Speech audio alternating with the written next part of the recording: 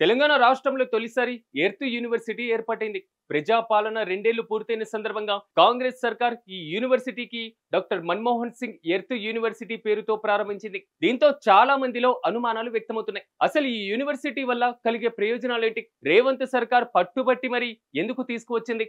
దేశంలోనే తొలి యూనివర్సిటీగా నిలుస్తుందా అనేది ఇప్పుడు ఈ స్టోరీలో తెలుసుకుందాం.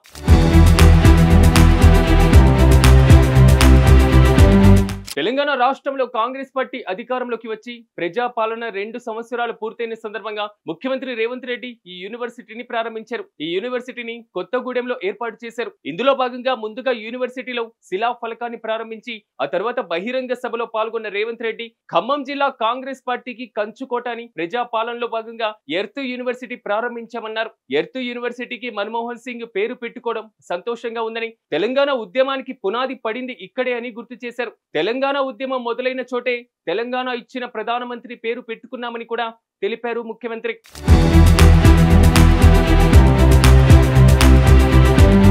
అయితే ఇప్పుడు ఎర్త్ యూనివర్సిటీని ఏర్పాటు చేసిన చోటే ఒకప్పుడు కేవలం మైనింగ్ కాలేజీ ఉండేది. ఇక్కడ కేవలం సింగరేణి సంస్థకు సంబంధించిన కోర్సులను మాత్రమే బోధించేవారు. అయితే కాలక్రమేణా అది కేయు అంటే కాకతీయ యూనివర్సిటీకి అనుబంధంగా ఇంజనీరింగ్ కాలేజీగా మారింది. ఇదిలా ఉండగా తెలంగాణలో కాంగ్రెస్ ప్రభుత్వం అధికారంలోకి వచ్చాక దాని దశ తిరిగింది. ముఖ్యమంత్రి రేవంత్ రెడ్డి ఫోకస్ లో మైనింగ్ కాలేజీ ప్రస్థానం ప్రారంభించిన ఆ విద్యా సంస్థ నేడు దేశంలోనే తొలి ఎర్త్ సైన్సెస్ యూనివర్సిటీగా అవతరించింది. అరుదైనటువంటి ఖనిజాలకు పుట్టినిల్లైనటువంటి కొత్తగూడెంలో ఈ విశ్వవిద్యాలయాన్ని ఏర్పాటు చేశారు.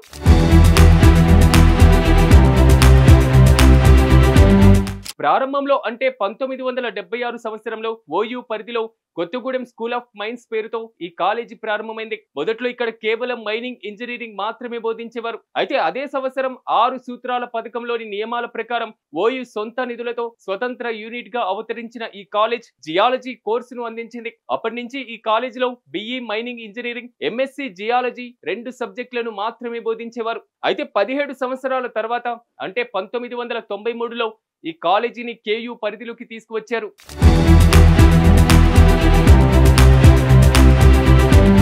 మరుసటి ఏడాది అంటే 1994లో ఈ కాలేజీ సిఎస్సి, త్రిబుల్ గ్రూపులను ప్రవేశపెట్టారు. మరో 17 సంవత్సరాలు అంటే దాదాపు 2011లో మరో 2 గ్రూపులను ఈసీఈ, ఐటీలను చేర్చారు. ప్రస్తుతం యూనివర్సిటీ ఇంజనీరింగ్ కాలేజ్ గా ఉన్నటువంటి ఈ విద్యా సంస్థను ఇప్పుడు పూర్తి స్థాయి యూనివర్సిటీగా మార్చారు. సుమారు 300 ఎకరాల్లో doctor Manmohan Singh earth sciences యూనివర్సిటీని ఏర్పాటు చేశారు. ఈ విశ్వవిద్యాలయం నిర్మాణానికి సుమారు 1000 కోట్ల రూపాయలతో ప్రతిపాదనలు రూపొందించారు.